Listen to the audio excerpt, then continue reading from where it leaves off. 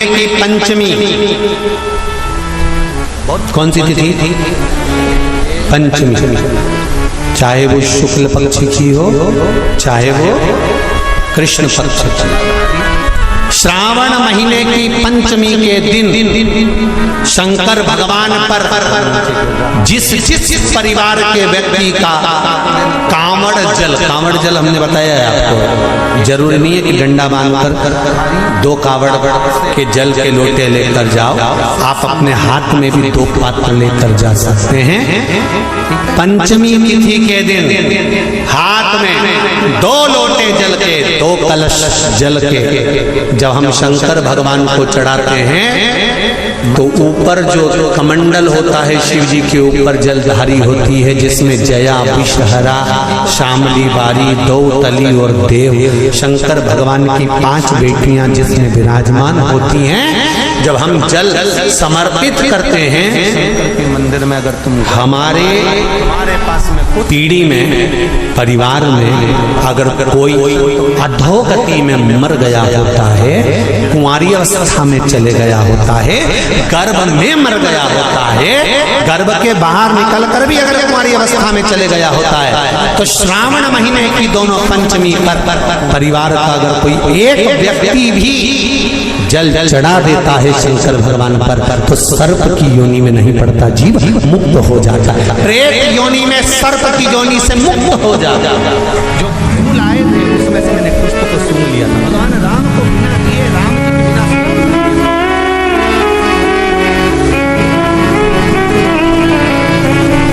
महाराज हमारे यहाँ सांपों की पूजन कौन से दिन होती है, कौन सी तिथि में करते हैं? जम के बोलो जरा। नाग पंचमी। नाग पंचमी का मतलब क्या है? सांपों की पूजन करो।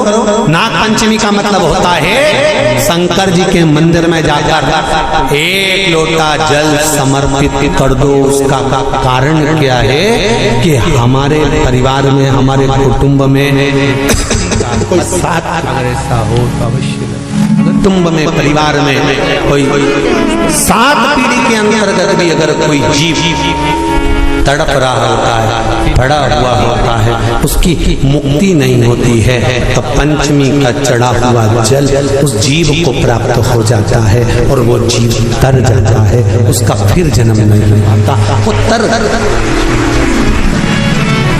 इसको मुक्तता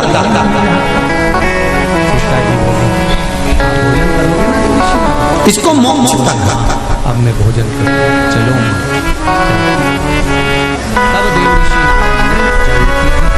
ये मोक्ष इसी से कहेंगे कि ये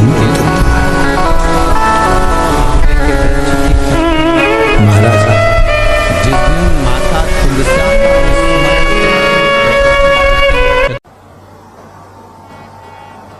बहुत ध्यान देना।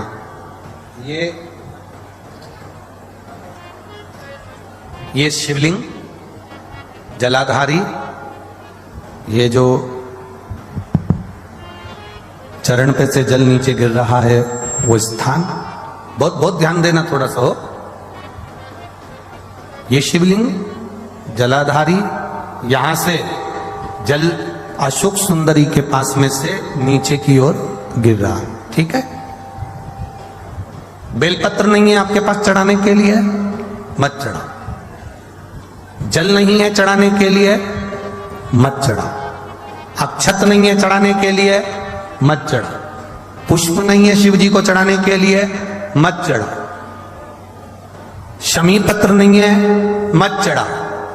पर किसी शिवालय में, किसी शंकर के मंदिर में अगर तुम गए हो, तुम्हारे पास में कुछ भी नहीं है, जो भी भगवान का दर्शन तुमने किया है, तो यहां से जो पानी नीचे गिरता है, उस गिरने वाले स्थान पर मात्र अपने हाथ का 3 बार स्पर्श कर कर बाबा से दिल की बात कहकर आ जाओ, तो मन की मुराद बाबा पूर्ण कर देता है। वो सहज प्रसंग है।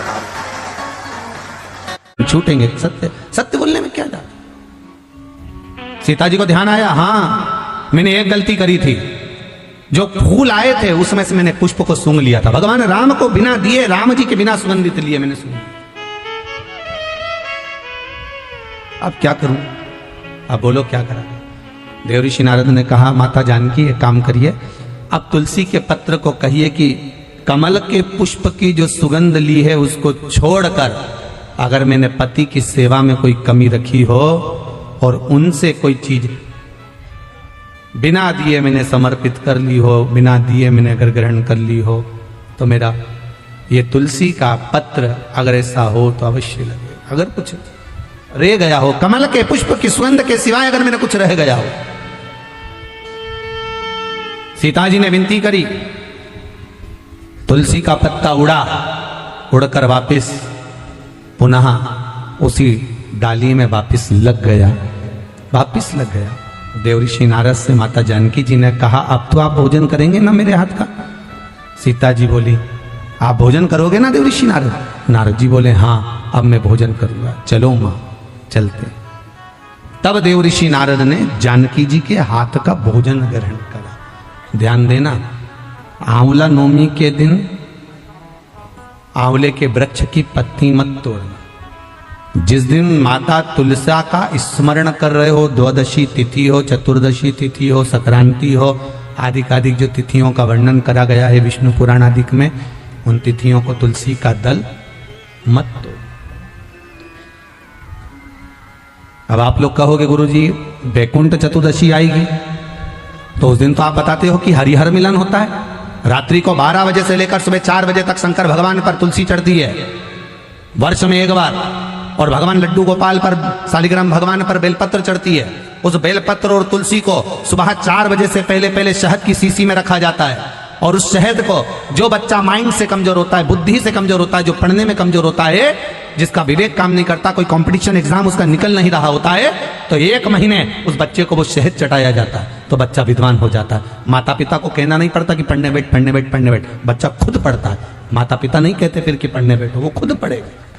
तो वैकुंठ चतुर्दशी के दिन आप कह रहे हो कि चतुर्दशी के दिन तुलसी नहीं तोड़ना चाहिए, द्वादशी के दिन तुलसी नहीं तोड़ना चाहिए, तो फिर वैकुंठ चतुर्दशी के दिन जो चढ़ाना है 1 दिन पहले आप उसको रख लो संजो कर। शिव महापुराण की कथा तो यहां तक कहती है कि अगर आप सोमवार का व्रत करते हो, संकट सोमवार का व्रत करते हो, 16 सोमवार का व्रत करते हो, और आप सोमवार के दिन अगर बेलपत्री के वृक्ष से बेलपत्र तोड़ रहे हो, तो उसका भी दोष है महाराज, उसका भी दोष है। 1 दिन पहले तोड़ो।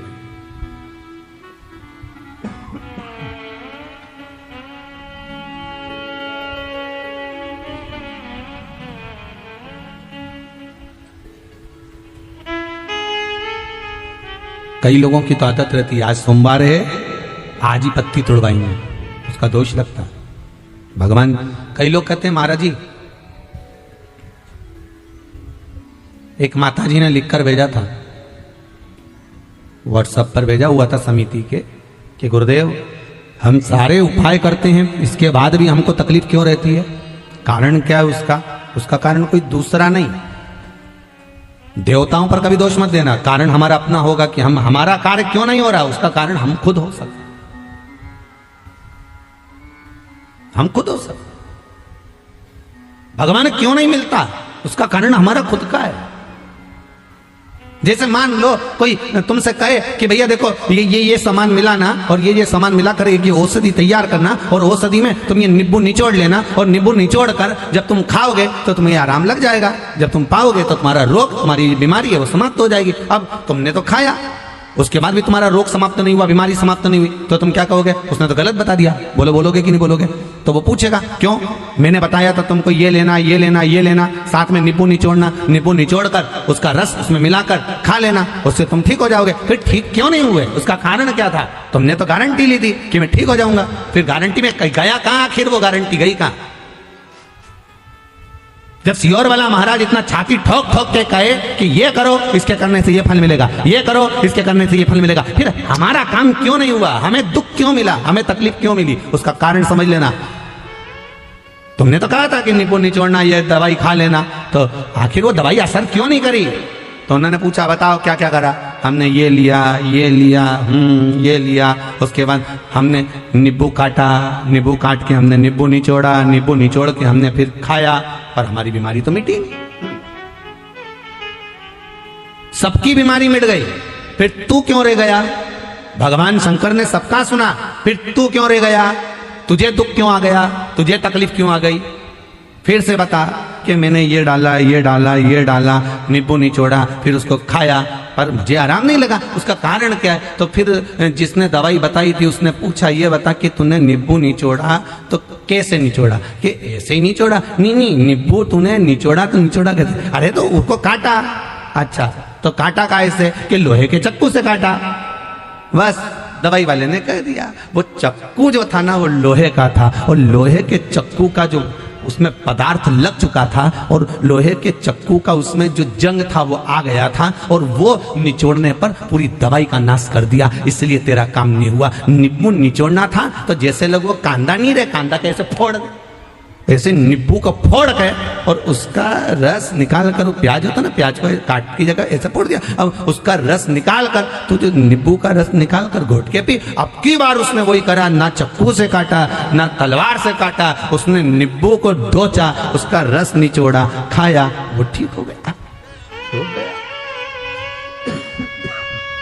रोग समाप्त।